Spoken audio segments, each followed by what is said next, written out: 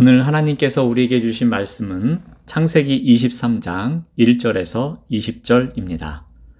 사라가 127세를 살았으니 이것이 곧 사라가 누린 햇수라. 사라가 가나안 땅 헤브론 곧 기럇 아르바에서 죽음에 아브라함이 들어가서 사라를 위하여 슬퍼하며 애통하다가 그 시신 앞에서 일어나 나가서 헷 족속에게 말하여 이르되 나는 당신들 중에 나그네요 거류하는 자니 당신들 중에서 내게 매장할 소유지를 주어 내가 나의 죽은 자를 내 앞에서 내어다가 장사하게 하시오. 헷 족속이 아브라함에게 대답하여 이르되 내 주여 들으소서. 당신은 우리 가운데 있는 하나님이 세우신 지도자이시니 우리 묘실 중에서 좋은 것을 택하여 당신의 죽은 자를 장사하소서. 우리 중에서 자기 묘실에 당신의 죽은 자 장사함을 금할 자가 없으리이다. 아브라함이 일어나 그 땅 주민 헷 족속을 향하여 몸을 굽히고 그들에게 말하여 이르되 나로 나의 죽은 자를 내 앞에서 내어다가 장사하게 하는 일이 당신들의 뜻일진데 내 말을 듣고 나를 위하여 소할의 아들 에브론에게 구하여 그가 그의 밭머리에 있는 그의 막벨라 굴을 내게 주도록 하되 충분한 대가를 받고 그 굴을 내게 주어 당신들 앞에서 매장할 소유지가 되게 하기를 원하노라 하매 에브론이 헷 족속 중에 앉아 있더니 그가 헷 족속 곧 성문에 들어온 모든 자가 듣는 데서 아브라함에게 대답하여 이르되 내 주여 그리마시고 내 말을 들으소서. 내가 그 밭을 당신에게 드리고 그 속의 굴도 내가 당신에게 드리되 내가 내 동족 앞에서 당신에게 드리오니 당신의 죽은 자를 장사하소서. 아브라함이 이에 그 땅의 백성 앞에서 몸을 굽히고 그 땅의 백성이 듣는 데서 에브론에게 말하여 이르되 당신이 합당히 여기면 청하건대 내 말을 들으시오. 내가 그 밭값을 당신에게 주리니 당신은 내게서 받으시오. 내가 나의 죽은 자를 거기 장사하겠노라. 에브론이 아브라함에게 대답하여 이르되 내 주여 내 말을 들으소서. 땅값은 은 400세겔이나 그것이 나와 당신 사이에 무슨 문제가 되리이까? 당신의 죽은 자를 장사하소서. 아브라함이 에브론의 말을 따라 에브론이 헷 족속이 듣는 데서 말한 대로 상인이 통용하는 은 400세겔을 달아 에브론에게 주었더니 마므레 앞 막벨라에 있는 에브론의 밭, 곧 그 밭과 거기에 속한 굴과 그 밭과 그 주위에 둘린 모든 나무가 성문에 들어온 모든 헷 족속이 보는 데서 아브라함의 소유로 확정된지라. 그 후에 아브라함이 그 아내 사라를 가나안 땅 마므레 앞 막벨라 밭 굴에 장사하였더니 마므레는 곧 헤브론이라. 이와 같이 그 밭과 거기에 속한 굴이 헷 족속으로부터 아브라함이 매장할 소유지로 확정되었더라. 아멘. 오늘 말씀의 제목은 막벨라 굴 약속이 묻힌 곳입니다.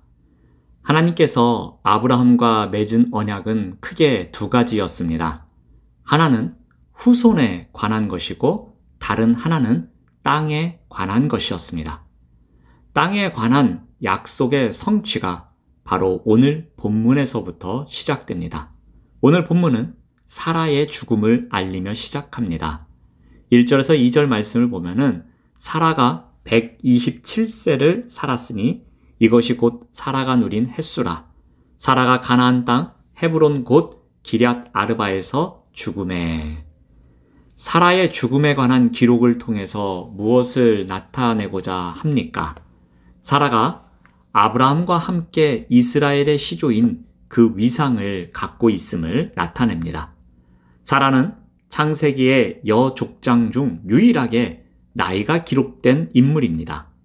그녀가 몇 살까지 살다 죽었는지 그리고 어디에서 죽었는지를 기록하고 있습니다. 원래 족보에는 주로 남자 족장 위주로 그의 이름과 죽은 나이를 기록합니다. 그러므로 이와 같은 기록은 사라가 얼마나 중요한 인물이었는지를 알려주고 있는 것입니다. 또한 사라는 여러 민족의 어머니라는 칭호를 얻었습니다. 민족의 여러 왕이 사라에게서 나올 것이라는 하나님의 말씀에 기인하여 사라는 아들 이삭을 낳기도 했습니다. 127년의 삶이 믿음의 여정이었음을 나타내고 있는 것입니다. 그래서 히브리서 기자는 11장 11절에서 사라를 이렇게 소개합니다. 믿음으로 사라 자신도 나이가 많아 단산하였으나 잉태할 수 있는 힘을 얻었으니 이는 약속하신 이를 믿으신 줄 알았음이니라. 이렇게 사라의 믿음에 대해서도 히브리서 기자가 기록하고 있습니다. 이러한 사라가 죽자 아브라함은 빈소에 들어가 슬퍼하고 애통해 했습니다. 그리고 곧바로 사라를 매장할 매장지를 찾기 시작합니다. 팔레스틴 지역은 지중해 영향으로 고온 다습한 기후였기 때문에 사후 24시간 이내에 장사를 지내야 했습니다. 슬픔에 잠겼던 아브라함은 오랜 시간 애도할 겨를도 없이 매장지를 찾은 것입니다. 사라가 죽음을 맞이한 땅은 가나안 땅 헤브론이었습니다. 그때까지 소유한 땅이 없었던 아브라함은 마므레 앞 막벨라 굴을 사기 위해 헷 족속에게 나아갑니다.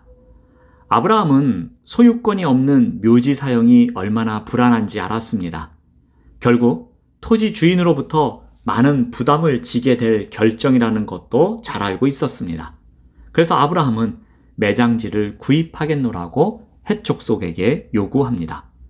아브라함은 몸을 낮추며 그들에게 간청합니다. 7절 말씀을 봅니다. 아브라함이 일어나 그 땅 주민 헷 족속을 향하여 몸을 굽히고, 헷 족속은 이러한 아브라함에게 자신들이 사라를 장사할 묘시를 공짜로 제공하겠다고 대답합니다. 그러나 아브라함은 다시 한번 밥값을 지불하겠다고 단호히 이야기합니다.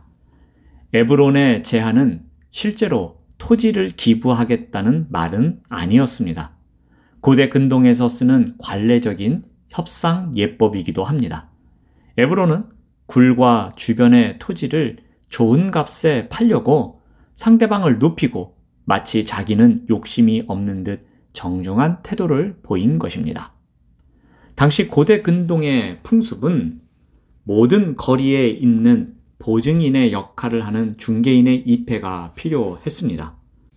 그래서 모든 거래 행위와 공공생활의 중심지였던 성문 앞에서 여러 증인이 보는 가운데 공식적인 거래를 진행해야 했습니다. 아브라함은 이러한 곳에서 다시 한번 대표단 앞에서 몸을 낮춰 예의를 표하고 에브론에게 공식적인 법적 효력이 있는 협상안을 내놓습니다. 그는 재차 에브론에게 정당한 묘지값을 주고 그 땅과 막벨라 굴을 사겠다고 말합니다. 이것은 에브론에게 금액을 제시하라는 격식 있는 요구였습니다. 결국 그는 은근슬쩍 땅값을 제시하는데 상당히 비싼 값을 제시합니다. 흥정에서 원래 동의하기 어려운 값을 먼저 제시하면서 점점 협상하여 낮춰가는 것이 상례였습니다.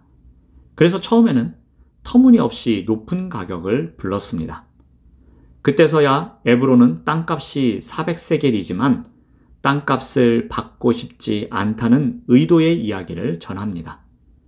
우리 사이에 그런 돈이 무슨 의미가 있고 돈이 뭐가 중요하겠나면서 마치 토지를 무상 기부할 것처럼 말합니다.